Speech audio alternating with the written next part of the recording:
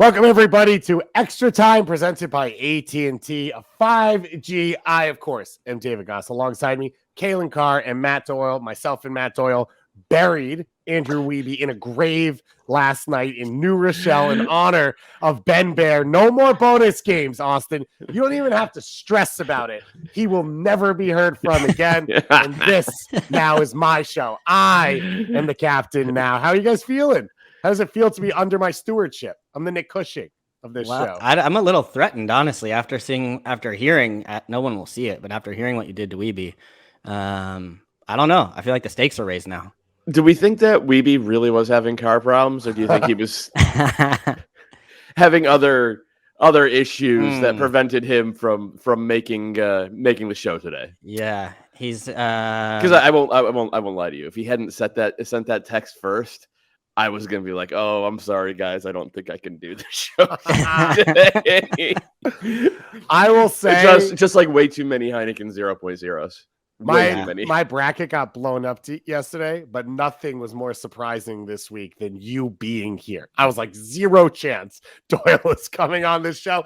If you don't know, Ben Bear, former ETR member, of course, MLSsoccer.com. Great. The Barentee is in his name. You would love to complain to him on social media. He got married yesterday to Jamie Weil, who's now Jamie Bear. Not sure about that. He's going to be mad that I just said this, but he's going on his honeymoon, so he cannot tell me in person for a long time. Shout out to Ben, one of our favorites. Great guy. We love him so much. Everyone in the ETR family says congratulations to him. Andrew Wiebe made the long haul trip up to New York for that. That's so big. he could get from Kansas City to New York in 4.5 hours, but he can't get from New Rochelle to Manhattan in 6 hours this morning to get here on this show. And that is ETR in a nutshell.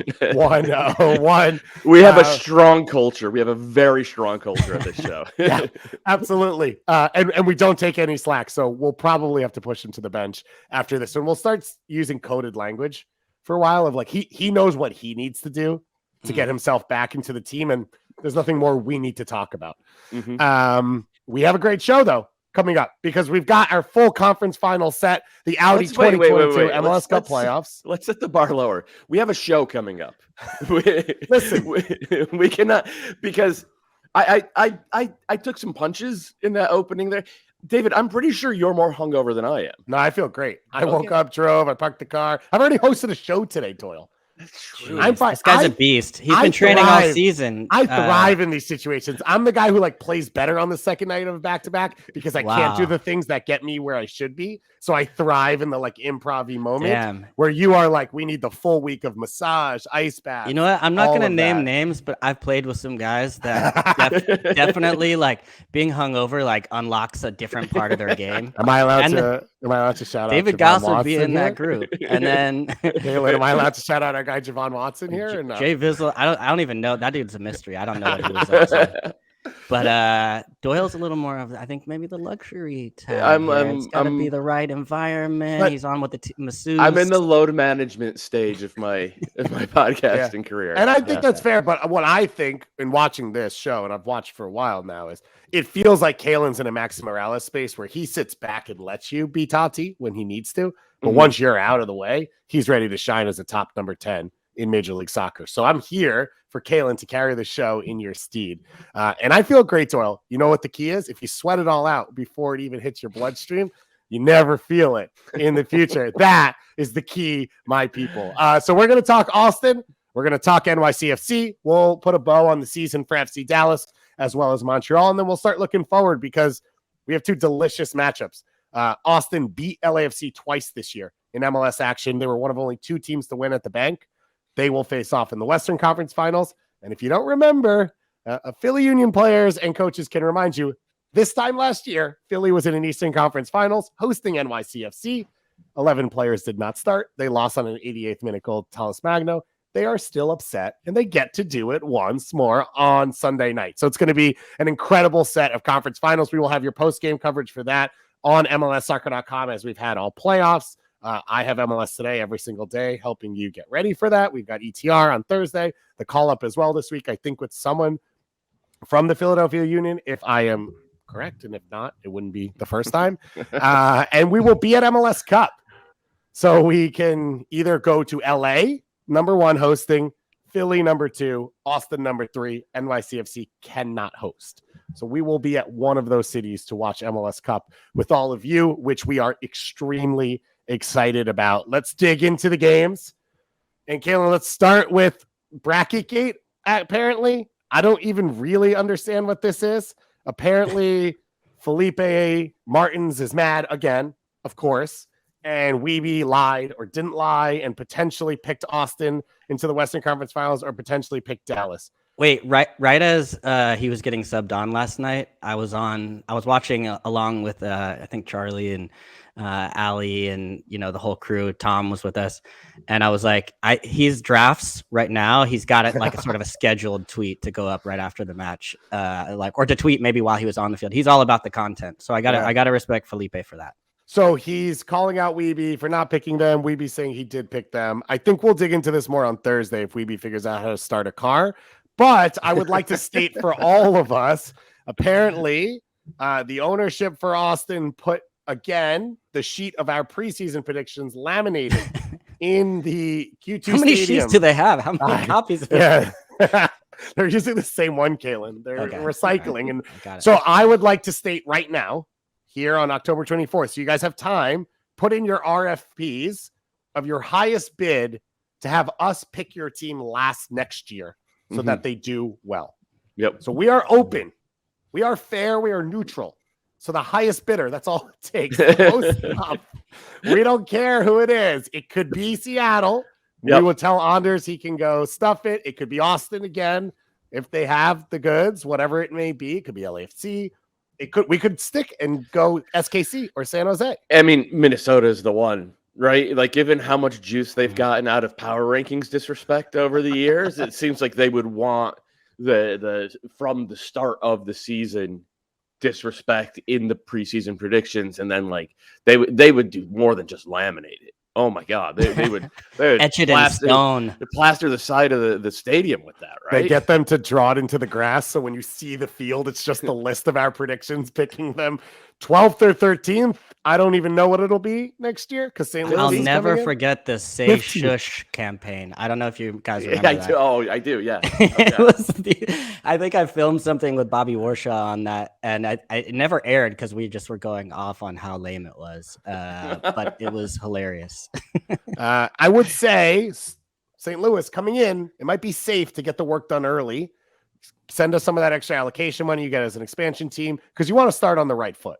You wanted to be picked last year one just to really. I got to tell you, it feels like Stejskal has already claimed St. Louis as his drum to beat because when he just doesn't seem to be enamored of their early roster build. So like we may not be able to help St. Louis out the way we clearly helped out Austin FC this year. Well, either way, Austin's sitting pretty right now. 2-1 win at home against an in-state rival in Dallas. Into the conference finals now, coming off the RSL game. And Calen, let's just start with the game, which is out of a cannon. Austin flies out the gates. They scored 2 goals early, and it was, I think, the event we kind of all thought we'd see last week against RSL. It was like Austin coming to the table in the playoffs and being themselves at their best. Yeah, I mean, this was, Austin's problem all year was having an issue going down early in games. And then they've been able to climb their way out and fight their way out, often through, one, the energy of the crowd, which was incredible, electric again at Q2. It's one of the only places I haven't been yet. And I feel like this playoff run has only made me more desperate to like get there and figure it out. I mean, I was basically driving up there any weekend off I had when I was playing in Houston. And I was like I was at ACL for the day and back. Like Calen flips that orange and it's birthday under. I'm not saying there was at that time it was safe, but you were wearing Longhorn burnt orange. I actually was. Yeah. I was shuttling up and down there. But yeah, I mean, that atmosphere was incredible and they've been able to ride that.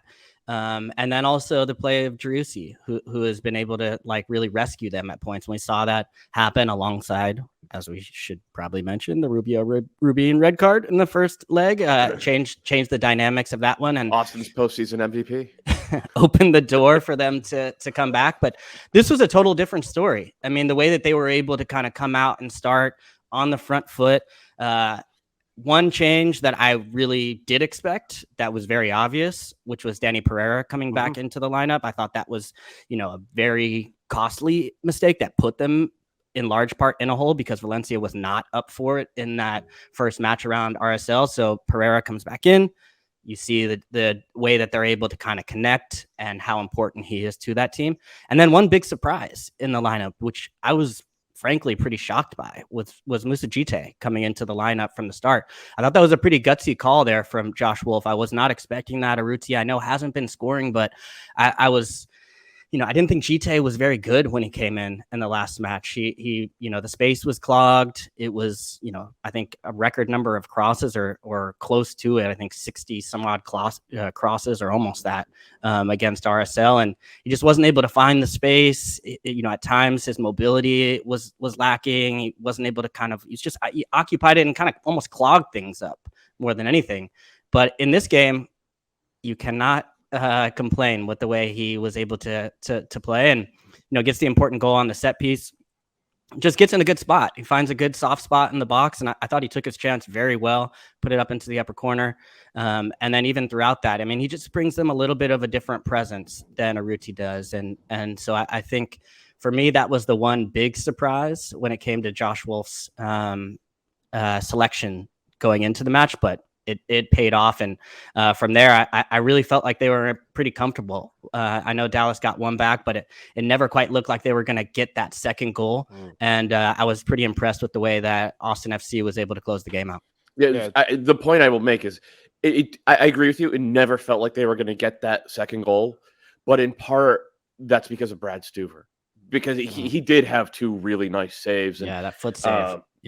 He's so good, and like this, we're gonna remember this Austin run, which obviously is not over yet for a lot of things, but one of them is going to be like, this was Brad Stuver's coming out party. Like we've been trying to tell you for 2 years now, like, hey, this guy is actually really good, and his story is so great. It's like the Tim Melia story 2.0. Like he finally gets his chance at age 30, and it turns out he's one of the 5 best goalkeepers in the league. What he did in the PK shootout against RSL, and then just like the complete opposite side of that coin, right? Because a PK shootout is like you're locked in, you know exactly what you're going to face. Like this is like you're in the spotlight. Whereas in this game, it's like Austin were mostly in control of the game. When Dallas were getting chances, they were kind of coming against the run of play a little bit. That changed in the second half, but it was like. It felt like they weren't going to test him, and then out of the blue, he has to make a spectacular save. And like, this is a really, really complete goalkeeper. This is a high-level match winner. Obviously, Driussi's one in attack, but then to have that guy at the back as well. It never felt like Dallas were going to get that equalizer. Brad Stuver's the main reason, for me anyway. Yeah, big season for him. You said what we'll remember this run for, but you mentioned Driussi, right? That's going to be the name. Yeah. People talk about. Yeah. But absolutely. To me, though, and I don't know if you guys saw it the same way, it was different. Last game, he was the second forward, waiting for scraps, finished the chances. This was what I asked on Friday, which was, who's a tempo setter on this team if you need it, right? Who's the Reynoso? Who's the Zelran? He didn't have to change the tempo of the game, but he was the one, it felt like, who set it from the start. Came out, covered a ton of ground, was uber aggressive, attack guys 1v1, forced the ball into dangerous areas, and it felt like the whole team sort of cycled off of that, Doyle, and they all sort of followed his lead, and that's what you're looking for, that he can grow in, because he's already an elite goal scorer in this league. Yeah, absolutely. I mean, we've talked about this, and like you just kind of covered it. Like, he almost plays, or not even almost, he usually plays much more like an old-fashioned Italian-style trequartista, like a Totti or Del Piero from 20 years ago. This game, he was much more of a classic Argentinian central midfield brain who was like organizing things. But of course, Driussi being Driussi, he also got on the scoreboard. Like he's just like it, so. This is something that I do in some of my year-end column. Like, there's the league MVP, right? And that's a regular season award. And Hani Mukhtar, it's not announced, but like he's going to win, right? And he absolutely deserves it. But then I also in my postseason column, I do a player of the year. And that is for regular season, postseason, Open Cup or Canadian Championship. It's like, who is the one player who had the best year? And given what Driussi's now doing through 2 games of the postseason, it's like, actually, Driussi might have just pipped, Hani for Player of the Year award, because he's been so good in so many different ways through these 2 games. Yeah, Andre Blake could get a shot for that. Yeah, but absolutely. Yeah, I think that Driussi, 3 goals in 2 playoff games, and you look at, really across the board, across the playoffs, we haven't necessarily seen some of the big stars be the ones that step up. We haven't seen it from Vela as of yet. Blake, we have, but I would say more from the field player perspective. Leon Flock gets the game-winning goal in their first round. Hani Mukhtar wasn't able to do it. I had some issues with the way Nashville was set up. But still, you go across the league and you see it's been a bunch of guys that have stepped up in big ways. We see maybe the emergence of a new star with Bouanga moving forward. Santi Rodriguez, I think, has been really strong as well. Sean Johnson, reliable. We'll get to that in a bit, but it really has been Driussi of the guys that were in that conversation throughout the regular season. I think 22 goals in the regular season, now 3 in the playoffs. And it just feels like, for a while, it felt like, this guy is going to get a goal a game. And he really had the MVP, I think, in his grasp, and then kind of hit a little bit of a skid, as did Austin.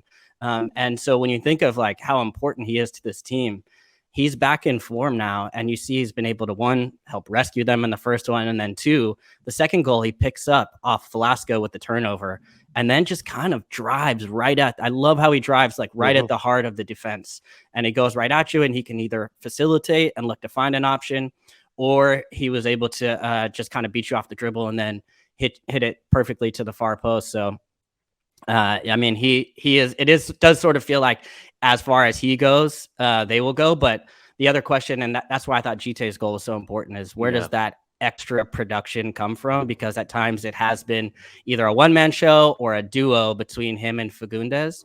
And you really need, in the playoffs, we've seen it in the past, whether it's Mike McGee or other guys across the league, Dairon Asprilla, with whoever. Ethan Finley and Justin Miram for the crew, right? You might want to put it. I'll throw myself in the category. Oh, look at that! Look at that. No, somebody you might not expect though, to step up and find an important goal to help you get through, a leg in the conference. So that's where I was like, okay, does Austin have that guy? And I think that was a huge goal from Gite as well to help them advance. And it is.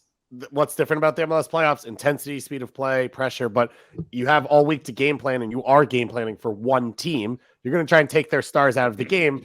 Can a Leon Flock pop up where they see it? Let's talk FC Dallas there then, because I picked them to win the West, and I said it when I picked them.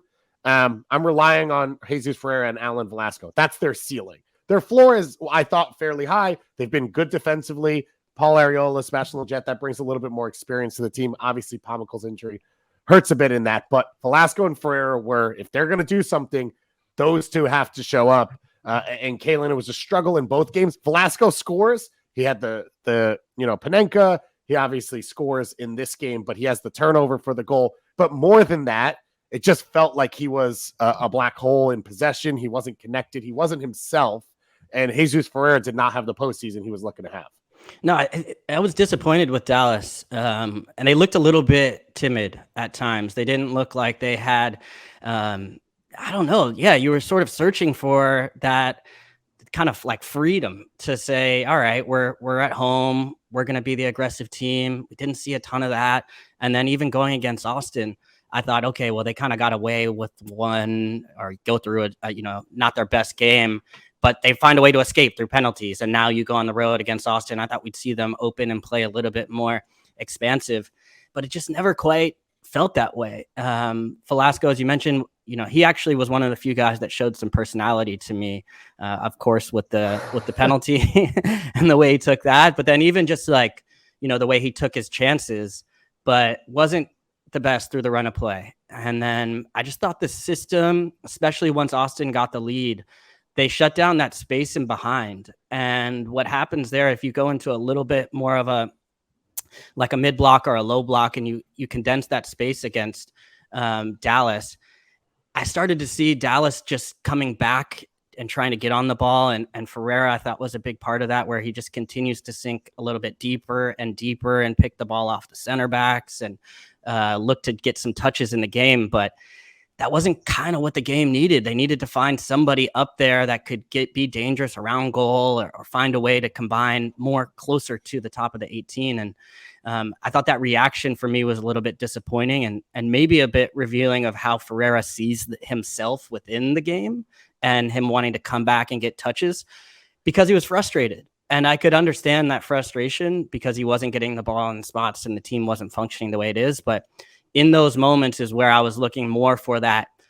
Forget picking the ball and getting my touches. I need to be around the box. And only later on when they brought in Franco Jara, actually, and he ended up playing more of that role, was where they were able to kind of create some problems for Austin. At least, that's where that kind of Velasco goal comes off of is just him kind of causing a little bit of a ruckus playing in that central position where a number 9 should be.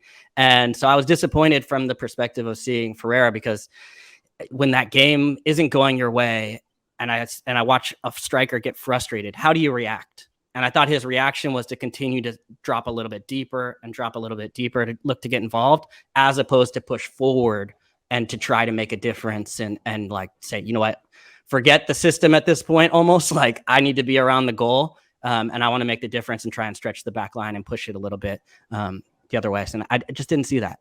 I know this is crazy to say after the year he had, and he had a legitimately great year. He scored 18 goals as a center forward as a 21-year-old. He got paid first and then had that year too. Yeah, which is impressive. Yeah. He had a fantastic year. Only in the history of MLS, only one other 21-year-old has scored as many non-penalty goals in a season, and that was Stern John, a million years ago during the highest scoring year in MLS history. So what Jesus Ferreira did should not be minimized. But I still don't think that center forward is his best position. I still think that, what we saw last year with him playing as kind of a shadow striker, or, the Driussi role, essentially, underneath Ricardo Pepi, I still think that is the best version of Jesus Ferreira. Now, I don't think that Dallas are going to go in that direction going forward, because you have a lot of positive data points from this game. And one thing that we've seen about Ferreira is that he will improve. He improved almost across the board this year in terms of his goal scoring instinct. So he didn't show it in this game really at all in the exact ways that you outlined, Calen. But looking at how Driussi plays and how he can toggle between being that midfield creative hub and then getting into the box and scoring 20 goals, ghosting to the back post for a one-time finish, or combining out of midfield, or just dribbling out of midfield as he did in this game. I think that is going to be at some point the best version of Jesus Ferreira. It'll be interesting going into this offseason if Dallas make any moves to that effect. Well, I don't think they will. They're going to trade for Maxi Ruti because he has to change Texas teams every 2 years. So round 2 in Frisco. The only question, if he goes to the World Cup, and he will, but if he scores a goal or two, if a team from Europe comes in for him, I know he's their designated player and kind of face of the franchise now, but that's Dallas will sell. 100%. Yeah, that's what they've done in the past. So, I think that is one sort of thing to watch as you look forward, but disappointing in a sense for him to end this way, because you're right, Doyle. He had an incredible season. One of the best, I think he was number 1 on our 22 under 22, which, whatever our list, whoever wants to put stocks in, you could laminate that. It was definitely deserved. And, but I think, when he looks at this playoffs, he'll have to learn from that, as will Dallas, but he had a tremendous season. We're going to put a bow on Dallas' season. Let's talk Austin a little bit more. Before we do that, I want to finish with this question, Doyle. I thought Alan Velasco was poor in the run of play, as Calen talked about. He's obviously their DP. He came back from injury for the playoffs. It was Nico Estevez's first year in the playoffs. Is it unfair for me to even question if he should have started him? Was there Hodder Obrion's your only really other choice? Was there no choice there and it is what it is? Or was that a mistake, you think, from Nico? Yeah, I mean there was no choice there. You had to go with the guys who brought you there, and even though Velasco was not good in either of these games. Yeah, I think it's the right. I think it was the right call to start him in both, especially because this came a year earlier than I think any of us expected with Dallas. Right? They were ahead of schedule. It goes kind of underappreciated because Austin had such a big turnaround. Obviously, since he had such a big turnaround, but Dallas had a big year-over-year turnaround as well. And I think going in a different direction once you hit the playoffs would have been the wrong choice and sent the wrong message. As for next year, I don't know if Jesus Ferreira is going to be there or not. I know Velasco will be. The big question is Franco Jara going to be back occupying a DP slot for a fourth season? I believe he's under contract, and it's tough, man, because like that for a team that's this close, and they're very close. If they can open up that DP slot and then do something with it, like the thing that keeps crossing my mind is the Victor Wanyama situation in Montreal. Now, I've heard everybody knows he said 3 weeks ago, I'm not going to be back. Now I've heard from multiple sources, both at the club and around the league, that there is a option here for Montreal that they don't want to trigger because it's a big number, and Wanyama wants that. If they don't trigger it, then he will go into the reentry draft, stage 1. And if I'm Dallas and I can get out of that Jara contract, I take Wanyama. I trade up to the number 1 pick in the reentry draft, and I take Wanyama, because what this team is missing for a team that wants to control the game, positional play, move the game around really intelligently, but also protect the back line, they're missing an elite defensive midfielder. And I know it's a lot of money to spend on defensive midfielder, but like we just saw how good Victor Wanyama was all year long. You get a guy that good without paying a transfer fee. He's proven in MLS. It's just such a clear plug and play option. But they have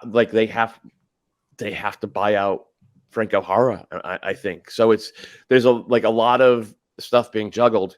But if they don't do that, if they don't upgrade the 6, that spot, I don't see how they get that much better, because the big issue with Dallas is just like a lack of back to front dynamism. You see a team that's like heavy possession team, like the Galaxy or NYCFC is a great example. They can beat you by just keeping the ball away from you. And that's great. And Dallas does the same thing. But then when the moment is there to jam the accelerator down, those teams do that. Dallas doesn't. They just are not dynamic moving back to front. Well, if you put an elite D-mid in there sort of running the show, that allows Leggett to release early. And suddenly you have another guy in the final third. It allows Areola to get the ball in better spots, so that he's pulling the fullback, like creating dislocation between the fullback and the strong side center back. And like that is an advantage for a super mobile front line that they just didn't get to exploit much throughout the year. It's a big if. It's a big if because it's a lot of money that we're talking about. And like Wanyama may very well still be in Montreal. And like I think Montreal would be crazy to let him go. But like all of this seems to be at play.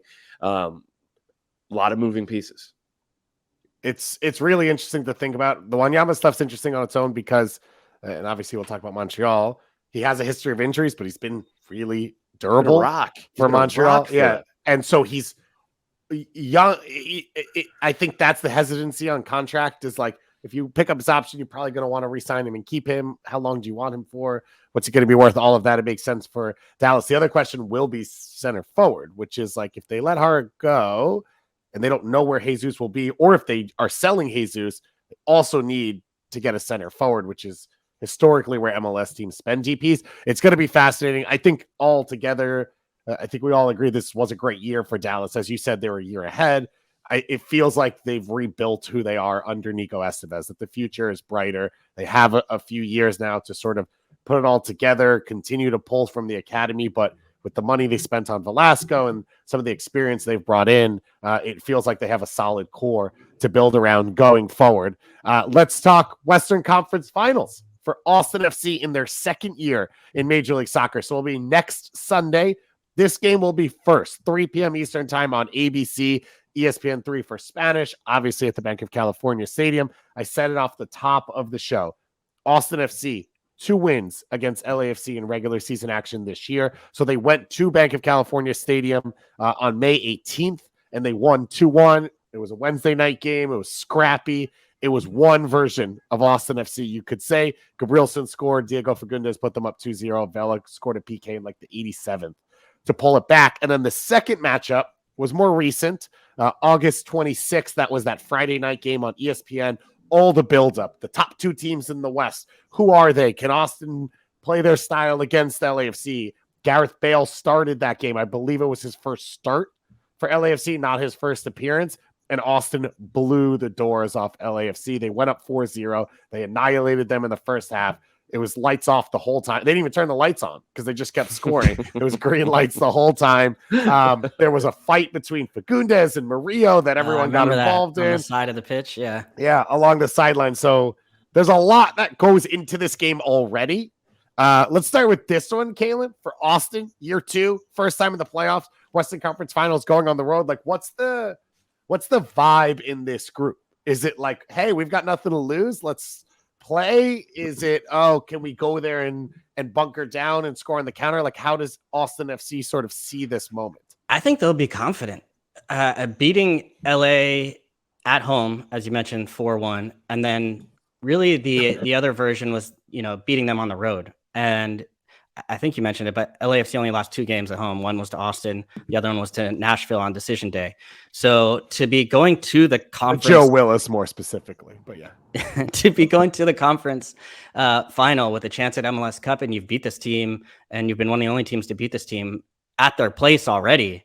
That's going to give you some confidence. The other thing to keep in mind is all the pressure is on LAFC here. All of the pressure here. And that's no disrespect to Austin or anything. Because I'm sure once you get to this point, it doesn't matter. You're that close. You don't want to miss MLS Cup. You don't want to lose at the conference final. It's the worst place to lose. It's all bad, but that once you get there, you get greedy, and you get greedy in a good way. But for LAFC, this team, Supporter Shield winners, big name stars, playing at home, 32-52. And where they've been in the past, where this is the one piece of hardware that they haven't been able to get. And they've they've pushed every chip possible in on the table to get to MLS Cup, to host it and win it. And so I think that sort of psychological battle where the pressure goes to LAFC can help Austin in this game as well. And then you go and you look at most in-form big star. I'm going with Driussi in the playoffs. I did, Vela hasn't quite been there even on sort of an off day, which is weird. He came off early. It looked like he didn't want to come off, but had motion to come off. I don't know how that continues to keep happening. Tradition like no other. I don't know if he was at his best. I thought the guys that stood out to me in some ways were more of the, quote unquote role players. Hollingshead gets the assist. Costa, I thought, brought to the match what the game needed. Crepeau comes up with the timely intervention on that one that's kind of down by his feet. That was important. And those were the pieces that Thorrington went out and got that were able to bring that playoff experience or championship experience to the team. Opoku comes in, he's more of a role player now coming off the bench, even though he's started at times throughout the season. He pushes the back line, wins the corner kick that then goes to Arango. But I don't think as far as this LAFC team has gone, they're big stars as far as Vela and Arango. I know he gets the important game winner. I don't know if they have played their best yet, where Driussi, I think, has been the star of the playoffs so far. So I would say the way these teams match up, Austin should feel pretty good. That said, when I think about how LAFC could be, and if they get Bouanga, who's just been incredible so far. Just absolutely on a tear, confident, got the goal for the Supporter Shield. He's got some of the most important goals in LAFC history, if you think about it. Beating the Galaxy, 2 goals. Club legend, #tradition. I'm saying, like, he's on a tear. And then if you get at Austin's outside backs might be a question mark if you get him matched up, and then you also see Vela coming back. We have to monitor kind of what his status is, but this is a big one. And but I think sometimes that psychological pressure of coming in as the team in Austin, like, I've been in those types of positions, and I think that's not a bad place for them to be. The first game at the Banc of California Stadium, Austin had 42% possession. They were outshot, I think, 18-9, 7-2 shots on goal. They scored 2 goals. That's just not who Austin is, Doyle. So where's the medium? As Calen said, they don't have the pressure. Like, LAFC sort of has to decide, but where's the medium for Austin of being themselves, which was an outlier in MLS, the amount of possession they put, and winning at Banc of California Stadium, which doesn't really happen. Yeah, I don't know, because if you come up and you try to hold the ball against LAFC, they kind of want you to do that now. They are much more comfortable being a counterattacking team than we've seen from them at any point in their existence. And I think Banc is the biggest reason why. He's just so good at getting in behind and taking, like, he immediately takes, anytime a fullback goes forward, he's just immediately taking that space. And he's created chance after chance after chance. And obviously, as Calen said, he's finally finishing a couple of them, and they tend to be pretty big goals. And obviously, any goal scored in a conference final is by definition a big goal. And with Austin, the way they hold the ball, they have to release their fullbacks. They have to get those guys forward. And especially, it's not just the way they hold the ball. It's like the way they create chances. They create those wide overloads in order to pull, in order to pull defenders away from Driussi primarily. It's a risk. And, Nick Lima he's going to have a big game, and he's going to have a disciplined game. If you look back at what LAFC did against the Galaxy, a lot of it came from Julian Araujo not being particularly disciplined, and Boanga exploiting that space. And Raheem Edwards. And on the other side, but that didn't become an issue, interestingly, until Opoku came on, because Carlos Vela cannot run anymore. He does not get in behind. He does not put that kind of pressure on teams. And Hollingshead was getting forward, but he was like weirdly passive, I think, for most of that game. So I just, like, obviously the 2 results from this year, 2 Austin wins, that's germane. That is, it's always going to be a factor. It always has to influence the way we think about this game and what can happen and what we expect to happen. But LAFC are a much different team right now than they were even at the end of August. Just because Boanga has settled in, he's clearly the starter, and the knock-on effect is like, okay, we're going to play a little bit deeper. We're going to try to be more of a transition team, and I think it kind of suits them. Does anyone want to take an early stab at a prediction here? Will they laminate it? Can we put up, Anders? Can we put up a graphic if we do this? We're gonna lose it. Isn't Wiebe's missing? I don't know who to trust. Oh, wait, no. Wiebe just texted me. He said LAFC 4-0. That's Andrew Wiebe. I'm not gonna put mine out there. But if you want something, and I'm sure Anders can put a graphic up. Wiebe says 4-0 LAFC. 4-0. To be clear, Wiebe thinks it'll be 3-0, but bonus goal 4-0. Right, bonus goal. It's like a baker's dozen. You just order the 12, but you get the extra one as well. It's going to be a fun game. I'm really excited about this one. I think it is 2 teams that want to play, and obviously there's a ton of quality on the field on both sides.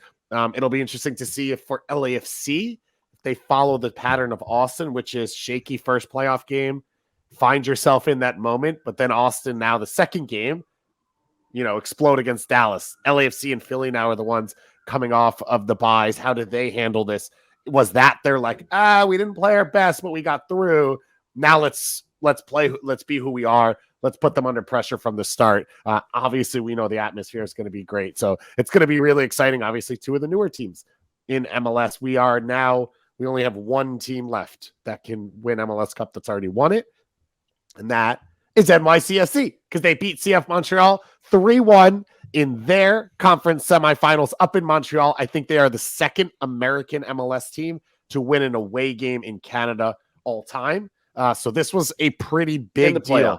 In the playoffs. In the playoffs. Yeah. Did I not say that part? You didn't say that part. Yes. No, teams have won in Canada. They play a lot I think I've won a game. Whoa, Calen. Not in the playoffs, though. But not in the postseason. No one really does that. And obviously Montreal, the number 2 seed, hosting NYCFC in this one. Calen, 3-1 win. Goal in the first 5 minutes from NYCFC. Goal to really kill momentum right before halftime. And that felt like it secured a lot for NYCFC. But we came out of this one talking about it before the game. And, Gabriel Ferreira gets the goal in the last game. Obviously, Tati led the team through the run last year. Santi Rodriguez, you already brought up, has been a star. But it felt like the OGs, Maxi and Sean John, who carried them in the big moments in that first half to set the tone and sort of keep Montreal at bay. Yeah, I mean, Maxi he's got that clutch gene. I think he's got 5 goals and 6 assists in 14 playoff games. Had one in the first first round against Inter Miami, and then again the opener in this one.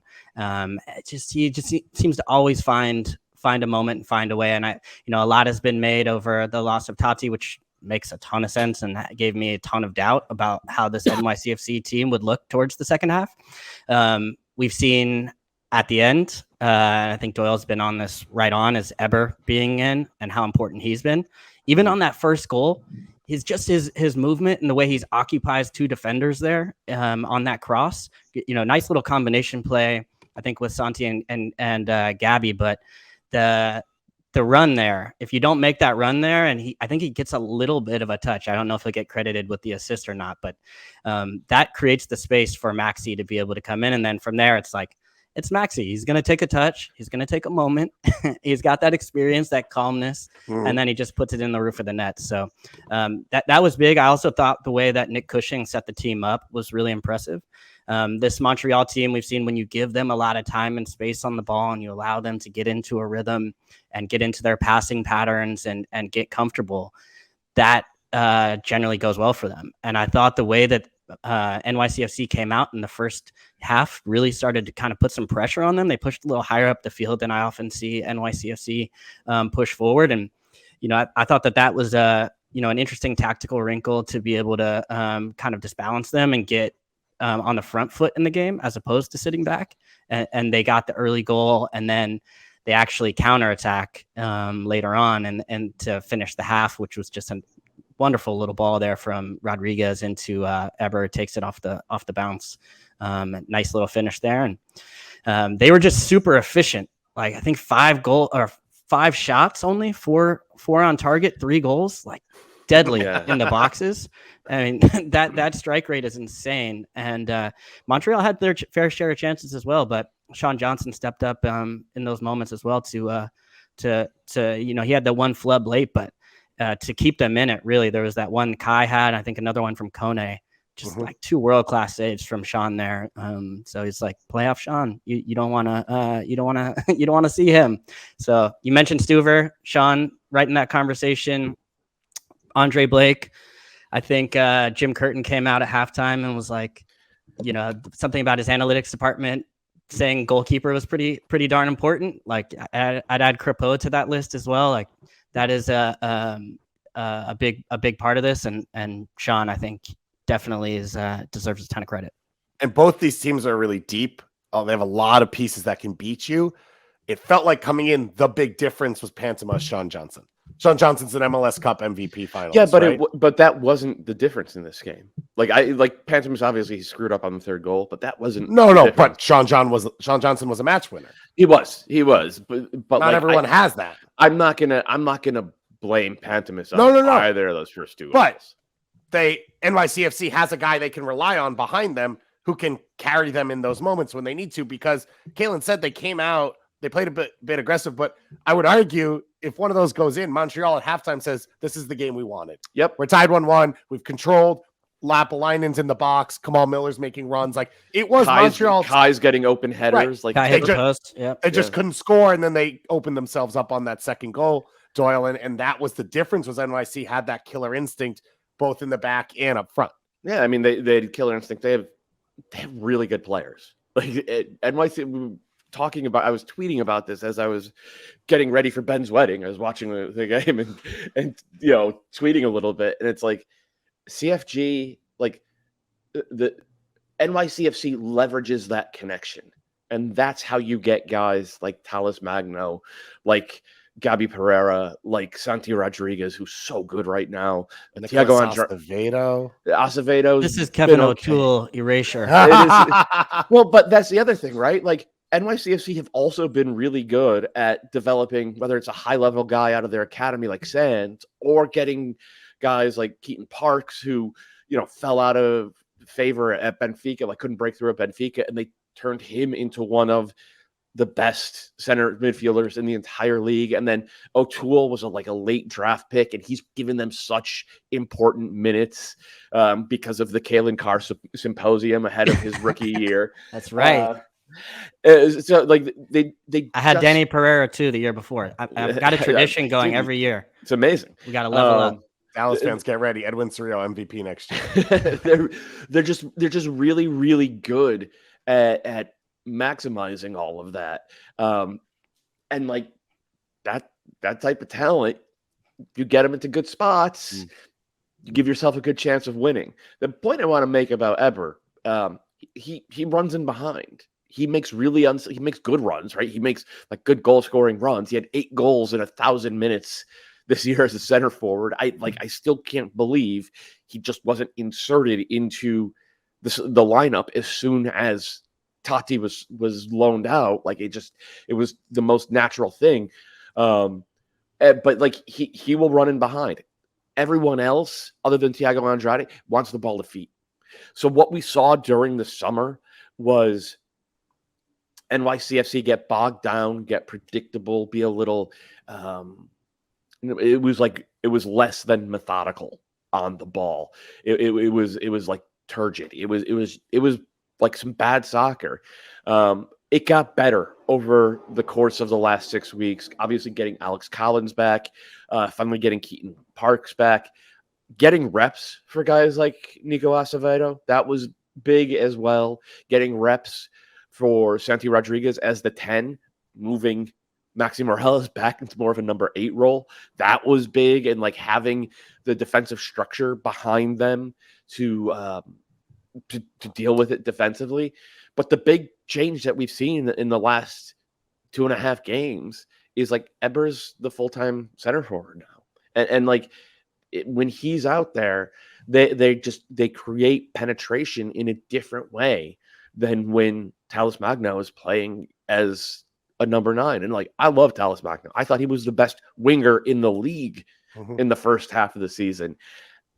And I understand that they want to develop him in the same way that they developed Tati, who was also considered kind of a winger when he spent his first 2 years playing on the wing in MLS. But like that came at the expense of results. Now that they actually have a center forward playing center forward, they look a lot better. They look a lot better. And on top of that, they just have the championship equity to survive against the Montreal team that after giving up that first goal, they played a lot of really good soccer. Like that, like Montreal, like 3-0 does not tell the story of that game. Montreal played a lot of really, really good soccer. They just didn't have the high-end guys to finish those plays off like NYCFC had on the day. Part of the reason it doesn't tell the full story is because it was 3-1, the final. 3-1, sorry, 3-1, yeah. I would agree that also probably doesn't tell the full story. Reminder also, Anton Tinnerholm, this is the first time he's played at his level or close to it since he got injured. And he told me last week at Citi Field, like, I've been waiting for this. I wanted to scale to this moment, not earlier. And he feels very good. And he changes their spacing as well. His ability to bomb forward. He takes guys 1v1. His service and his ability to defend 1v1. That's a whole nother factor for this team. So it was a big moment for NYCFC. 6 straight wins. Nick Cushing has that, has them playing that better soccer, as Doyle talked about, a lot of the reasons why. And so they won that Campeones Cup, obviously the run through the end of the regular season, and now back to another conference finals where for the second straight year, they will face off against NYCFC against Philly. Before we get there, let's put a finish on Montreal season. You know how devastated I am. I've got a bottle of whiskey sitting in a ceiling at a bar in Montreal that expires in a year. So I now got to figure out a way to get back there. That was the confidence level I had. Doyle, you've been doing a lot of sort of the end of season thinking on a lot of the teams. What's the process on Montreal, where they stand right now, what 2022 was? It was by far the best season that they've had as an MLS team. Just in terms of points, obviously, in terms of the style of game they played, like that. I don't love the 3-4-2-1 lineup or formation. I think it tends to produce really uninteresting soccer, but not the way Wilfried Nancy had them playing. That they were so much fun to watch. They used the ball so well. Their structure was so well. It was so well drilled. Everybody on that team could pass the ball, which is so wonderful to see. It was everything about it was a success, including the fact that they developed Georgi Mihailovic into a $6 million transfer out to AZ Alkmaar, who are probably the 4th team in the Eredivisie, and I think he's going to just absolutely run that league. That's a success. Developing Ismail Kone to the point where he is probably not going to be back next year. That's a success as well. That's a box that Montreal need to check. They want to do what Philly's doing. Now the question is, is this going to be like 2020 was for the Union? The Union won the Shield that year. Montreal didn't quite pull that off, but they won the Shield, and then they sold Brendan Aronson and Mark McKenzie. Guys like that are really hard to replace. As the siren is telling us, guys like that are really hard to replace. Not a lot of teams can do it, and we saw that this year. We saw, Colorado sold or loaned out Cole Bassett. They sold Sam Vines. They essentially sold Kellen Acosta, and we saw them drop from first in the West to out of the playoffs. The Revs sold $25 million worth of guys. We saw them drop from Supporter Shield to out of the playoffs. That's the question for Montreal. They're probably going to be down at least 2 starters in Mihailovic and Kone. If they don't bring Wanyama back, that makes it 3. And it could be Johnston and Miller as well, post-World Cup. Could be. Kai Kamara, free agent. If that's the case, then one of the CCL teams has to sign Kai. It is a massive hurdle to take. The Union are the only team. Well, I guess, honestly, NYCFC and the Union are the only teams that have taken that hurdle particularly well. It makes them one of the most interesting teams to look at heading into 2023 for sure. Calen, do you have a feeling of which one you think it'll be? Will it be Colorado or Philly for Montreal?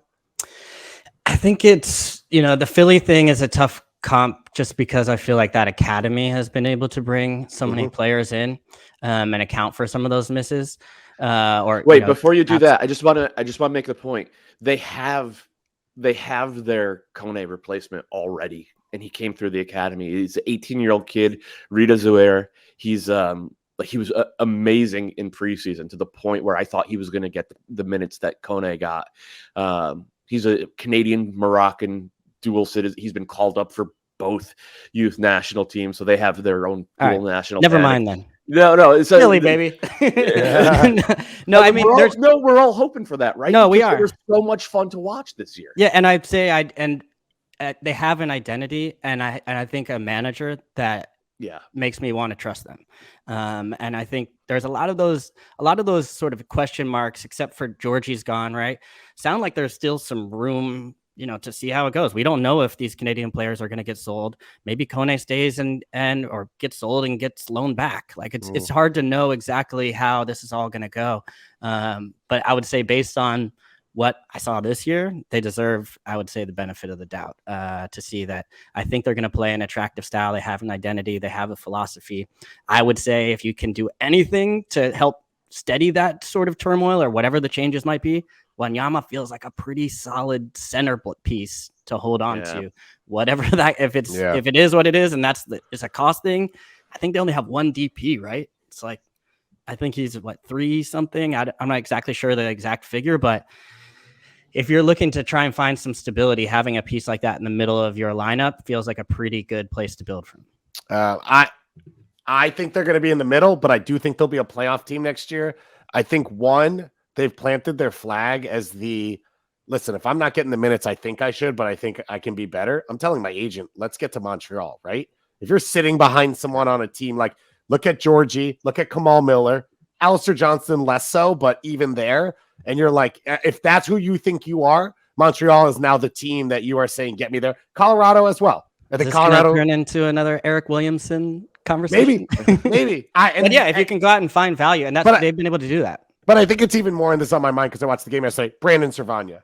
If he thinks he's a starter, like that's a team where you're like, okay, get me there. And I also think they've done some of the work. You mentioned Zuhir. I like Genesio 4. I thought it was smart. They picked him up already. They loaned him out this year.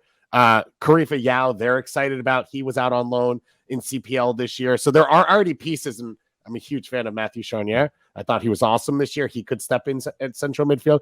I think there are already pieces to step in. Now, there's always going to be a half step back as those guys become Georgie. Like it takes time for those players to establish themselves, but it feels like Montreal can sit there. And also now that if they lock in Nancy, you can be more specific about bringing guys for his system.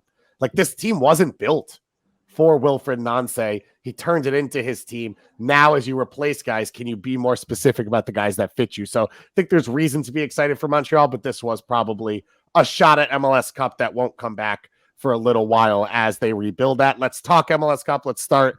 Obviously, we've got this Eastern Conference Finals. Philadelphia Union host NYCFC. That one in Chester, Sunday, October 30th, this weekend. It is the late game, 8 p.m. Eastern time on FS1 and Fox Deportes. I will be there, so hit me up if you are either of them. I talked to Rox Fontaine on MLS today. You can go listen to that one. He's traveling down with the NYCFC fans who are already complaining about the amount of tickets being allocated. So we're back at our sweet spot, baby. You guys feeling comfortable. Away fans complaining going into a playoff game.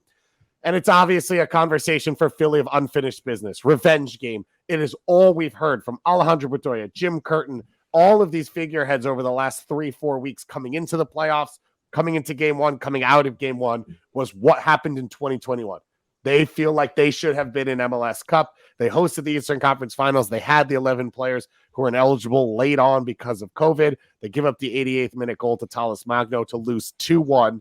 And that's the storyline, Calen. Like this, very rarely do you get that second shot, same spot, same team. And this is a huge opportunity for Philly, but NYCFC looks like the Cup favorites again, like they did last year. Yeah, and the thing I liked about it actually was right after Philly beat Cincinnati, they started to preview the next round, right? And I can't remember who was interviewing Curtin or any. I think it was Jill there. No, you were there. It was you, David Goss. You were out there, right? Cincinnati, Philly. Were you covering that post match? I was not there. Okay, damn. But I'm so around MLS that it just feels like I'm everywhere. It was Jill. Nice. Jill asked it. That's an easy mistake to make. Oh boy, sorry, Jill. Yeah, and I think the thing I appreciated was they kept saying unfinished business, right? Yeah. And part of it was getting to this round and then getting to the final and hosting this round at least. But I just kind of appreciate that. It to me, it's like that hasn't left their mind, right? That hasn't left their mind last year. And I think the frustrating part is that they feel like they didn't get a real shot. They didn't get a real crack based on the circumstance and the way that they missed 11 players. I believe it was 6 starters and like very important starters. I think the entire back line was gone. No Blake, like it was Bedoya, everybody. So they feel like they didn't even really get a real crack at it. And that's to take nothing away from NYCFC, who for me were the deserved winners. And I don't really think that's arguable. Philly still gave him a good run. I think it took till Maxi to the 88th minute to get the winner. And to me, that said something about just kind of like the spirit of this Philadelphia team. Now I think, yeah, you might say the pressure is on Philly in some ways, but I actually feel like with their full team, they'll be able to say, well, if we lose, the worst happened that we weren't even able to play this game the way we wanted to. Now we've got our full squad. We're going to be able to run it back and give it a full crack at it. On the other side, NYCFC, since that Campeones Cup game and ever since then, that Inter Miami match, I felt like they've just been like, everybody forgot we're the champs. Like, we are the defending champions. We've got Collins back. We've got our whole team, and the emergence of some of these younger guys. I think Santi was good in the playoffs last year, but now we've seen Ferreira step up too, and that combination. Maxi, we already went on about. So this one is juicy. But I think for me, Philly hasn't played their best yet, and we've seen the best out of NYCFC. It's a matter of, again, can Philly step up and get one level better? Because I thought Cincinnati gave them it was basically just like a street fight, that game. I didn't think the referee did a great job of kind of controlling the game or getting. I like that type of atmosphere, but it went a little bit.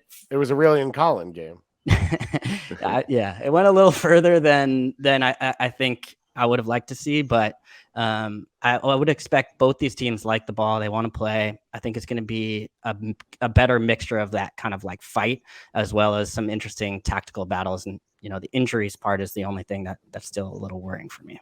So let's talk injuries. Maxime Chanot came off in the first half against Montreal. Maxi Morales came off at halftime, and that was also injury concern. And then obviously Alejandro Bedoya out. Here's some quotes from Nick Cushing post-game on Chanot and Maxi Morales before we continue. On Chanot, he talked about his leadership. I don't know if anyone else saw this. He was coaching from the sideline. Chanot threw on a pin. He didn't even put the arms in, just has it hang in like the dad who shows up to a game is like, I'll coach too. Give me one of those so I don't look like one of the players. Is this Wiebe with the narwhals? 100%. 100%. Wiebe posted a picture. So he was wearing an NYCFC jersey at Cam's game on Saturday. And I messaged him and was like, full kit wanker over there. He said he wore a different MLS jersey to every single game. That is hilarious. Okay. So the quote on Chanot, the injury doesn't look too serious, but we knew that he was going to be put under pressure. We'll just leave it to the medical team. Whatever happens in the future, he'll be there giving his all to the team. When they took him out, they shifted from a back three to a back four. Fine, 5-4, whatever you want to call it. The quote on Maxi Morales from Cushing sounds a bit worse. He says, one thing I will say is I will trust our doctors and medical team. He came off the pitch against Miami and he played today. Of course, he only lasted 45 minutes, but he has been incredible for us. I will never write him off. He'll do everything he can to be ready against Philadelphia. It's a final and he's a big player. Big players make sure that they are ready. Calen, you've sort of been in this spot before. What do you make as a big player? As a big-time player as an injured player? Dealing with injuries. What do you make of the language you're hearing from Nick Cushing and sort of what you think you can get from Maxi Morales and Maxime Chanot next game? Yeah, the other question, just to note, is Talis Magno as well, because he went down. Right. He came in off the bench, scored the goal from the penalty spot. I think he had the nice pass, to create it, takes the penalty, but then he went down and was basically, I don't think they had a substitution window left. So he had to stay on the pitch, but was basically just kind of like standing there by the end. So that's another injury concern. Goss, I have been in a situation with a hammy going into a game where you go test it out before the match and you're like, I think I can do this. I'm all right. I'm desperate to play. But you know that it's not going to last. It's not a matter of, it's not an if, it's a when it goes. And I think that was the situation definitely for Chanot. But I thought it was smart to start these guys from the beginning because, as I mentioned, they were able to push Montreal back. And without Chanot there, I don't know if you can feel as comfortable doing that. And definitely without Maxi there, you don't get that goal, right?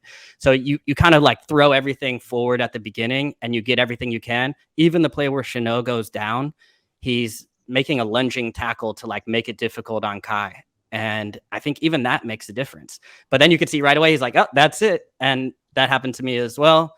You go out and then you're on the sideline just desperate to make sure that like you've given everything and you want to make sure it counts because you might miss the next round. And that's where I think this home field advantage and the number 1 seed starts to play in, because early in the playoffs, I've been pretty outspoken.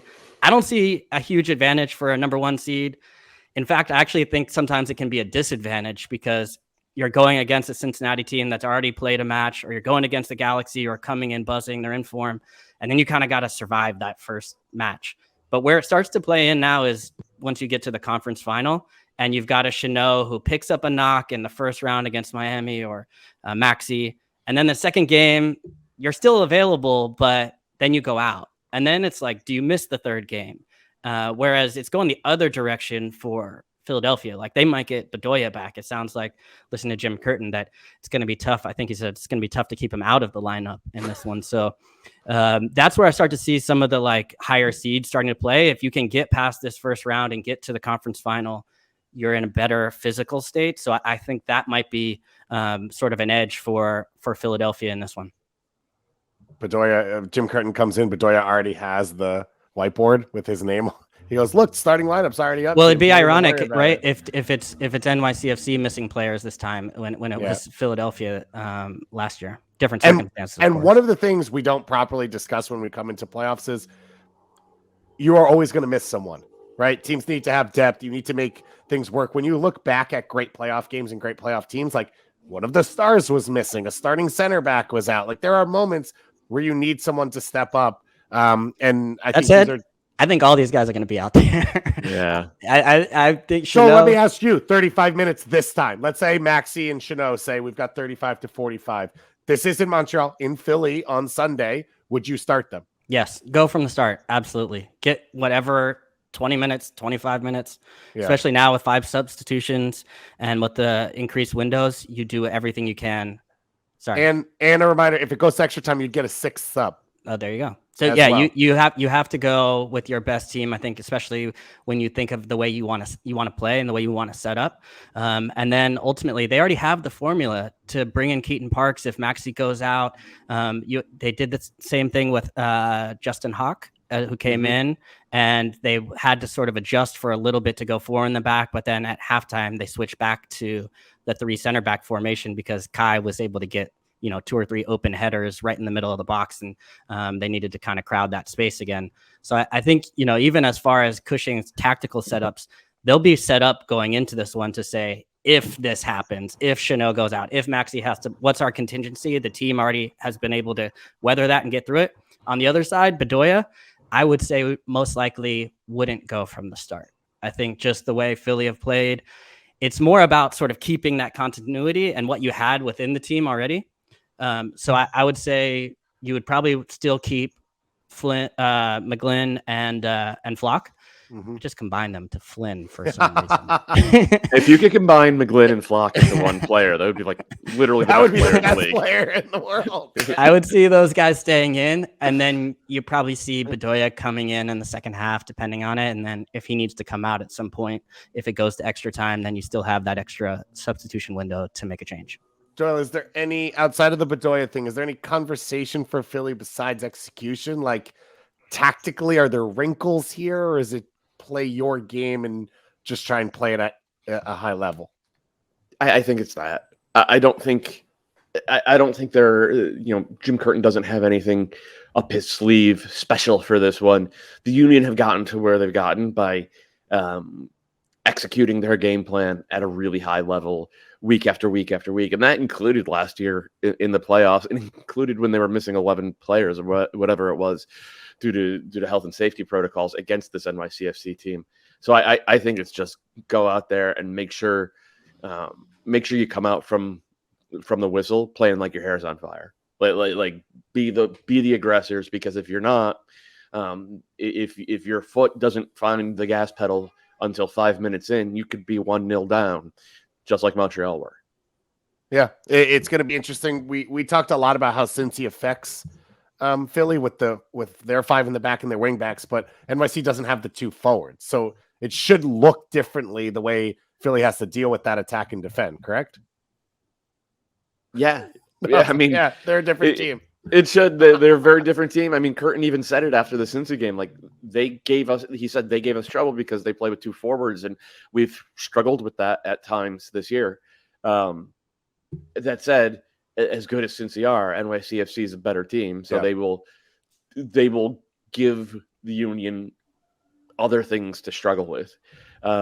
This should be a really good game, guys. It should be even with the injuries, this should be a really, really good game. A lot of talent out there. It's going to be a special atmosphere. It was electric on Thursday night at Subaru. It was last year for the playoffs as well. And as we said, I don't think Philly fans forget losses equal to Philly players, if not more. So I would expect it to be pretty rowdy. And I talked to Rox Fantain, and he was like, yep, the 2 fan bases don't like each other. Like, just said it straight out very quickly. And so it's Philly, New York. It's always going to be good. Any last thoughts on this one before we go? We've got Thursday to preview it as well. We're going to do post-game. We've got pre-game spaces on Sunday, all that stuff. Anything you guys feel like has to be said? All right. Forever hold your peace on that one. I think Calen's just waiting for the the Paxton Aronson, upper 90 curler from 40 out to win the game and then run off into the corner and celebrate.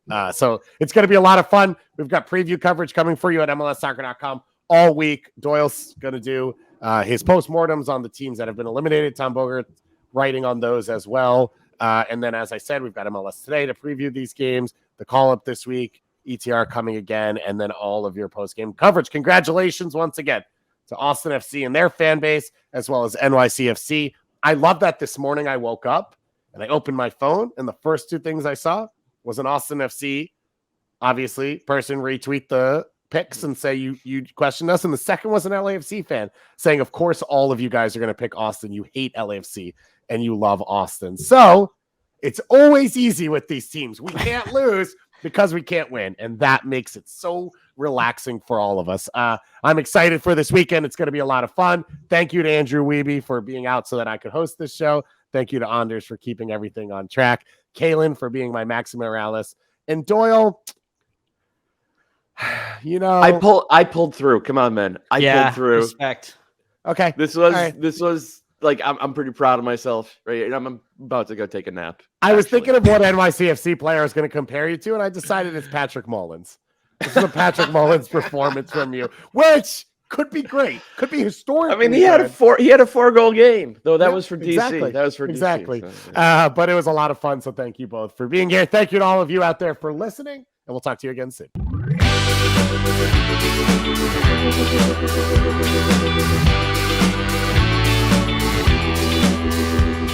Congratulations, you made it through more than an hour of extra time. That means you love the show, and if you love the show, you probably want more episodes. Click right here for more episodes of Extra Time, and here to subscribe to the MLS YouTube channel. Thanks for following along.